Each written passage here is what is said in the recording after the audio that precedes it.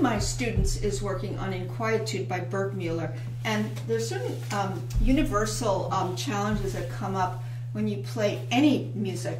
And the first thing that, one of the things the student asked me was about accenting the downbeats. Most people think that every time you see a downbeat or a first beat of a measure that you put emphasis on it, but that is not necessarily the case. In the case of Inquietude, to the contrary, the very first measure, you're leaning toward what's the subdominant. And so you've got to be really careful not to hammer out the very first beat, because it's really going, and the harmonic rhythm of a piece tells you how to nuance the piece. It tells you how to phrase the piece. That's why it's important to know the harmonies of your piece and get an instinctual feeling for where, particularly in this one, where the chords are going. So if we isolate the chords first, before we even look at the melody, it's going to help outline and shape the melody the way artistically we want to do it. So it's an E minor, and there's redundant staccato chords in the left hand, except for the coda, where the left hand it has more of a cello line. And that's another story. That's the coda. And at the end of the coda, he returns to the motif of the short chords. It's a wonderfully put together short character piece. You want to do it slowly because one of those warhorse pieces is going to go very fast. Not really a warhorse because it's not really huge chords, but it is a challenge to playing something very quickly, not losing control.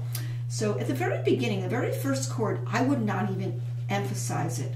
I would think of it light, and then a little bit of a lean into the subdominant, because that second chord is a subdominant, so we're going to go to a little bit yum, and then pull it back. And also the other thing about the other measures are, if you have a repeated chord like this, you don't want both to be the same. In fact, in 2/4 time, when I got to the last measure of the 4 measures, because you're thinking 4 plus 4, I didn't play the tonic second chord as loud as I did the first. And that's just instinctually that 2/4 time it lightens up on the second beat, except when the subdominant of the first measure is pulling you toward it. And then you go to the dominant on the second line, so you want to lean on that and lean more. There you go. And then resolve it. Even though it says crescendo on the directions, I would definitely not, hammer a resolution of a dominant to a tonic with a crescendo. Then I would build a crescendo here, and then yum. Because what he does there is he puts emphasis in a syncopated fashion. That means on the second weak beat of the measure. In this case, he emphasizes a secondary dominant. Okay, so when you get to the second line, I lean a little on the dominant, I resolve it down, make this one softer. Now here's where I start my crescendo, let it go, and nothing. This should be really nothing, really nothing. This is hard to do because you don't want this to hammer out. You might just have a pull-in stroke, bump, bump. Okay. So now that tells me right away how I outlined the harmony. Tells me how I'm going to lean, what notes I'm going to lean toward in the melody. The challenge in the melody is the motif of 3 notes. It's easy to clip the third note. There is no staccato on the third note of the 3 notes. So you have to be careful that you go tie, tie, tie, tie, and forward with the wrist.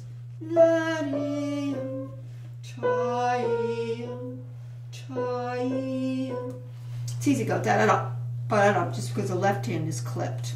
So that's a coordination issue, as is an individualization, mutually exclusive idea. Although the left hand is feeding and springboarding into the right hand. The second line is totally beautiful because you have appoggiaturas, which means approaching a note by leap and resolving by step, and harmonizing the resolution note with the chord.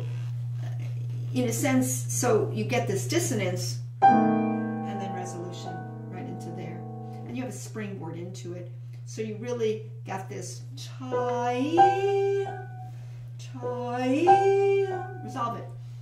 That's why I wouldn't do the crescendo there. Now I'd make it here.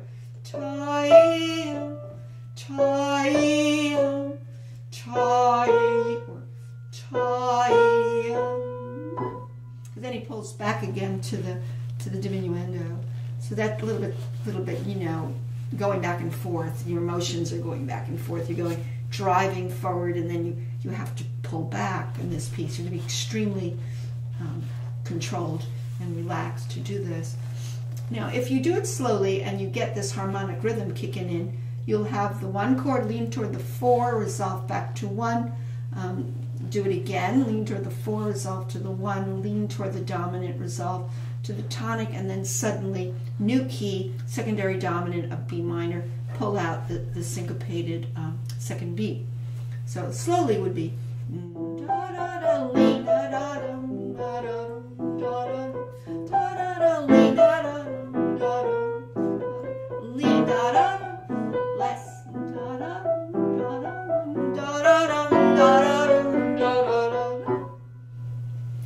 that twice. And now the middle part, this is the climax of the piece. I mean, it's such a short piece. The climax of the piece is this section in G major. You could say sequence in G major. Not all the chords are the same though on the left hand. In fact, they're not. But what you have here is leaning toward a diminished chord. So if you did this, more more, less, dominant, lean, less, still,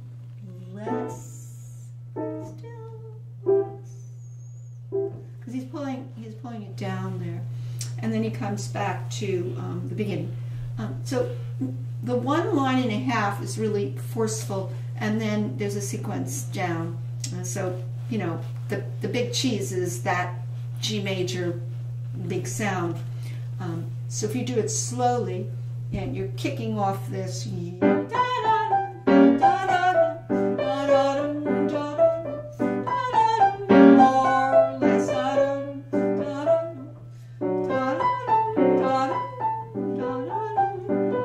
this is so beautiful because it's minor, E minor,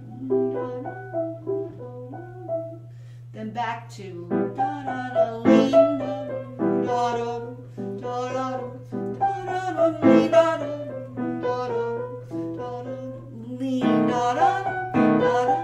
less. I do it less. Now I make my crescendo.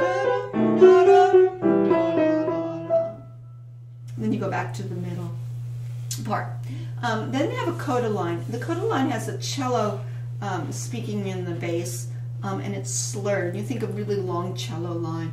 And so after you come out of the second ending, where instead of doing this, you're now going to this resolution. And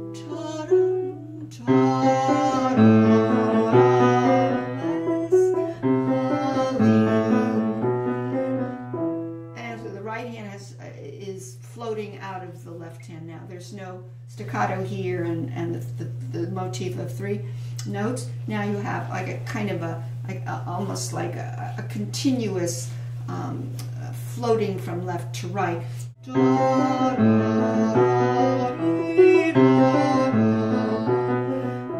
Then back to should be released. It's kind of hard to get it really soft. If you do the whole thing, you kind of map out, you know, that the climax is that third line.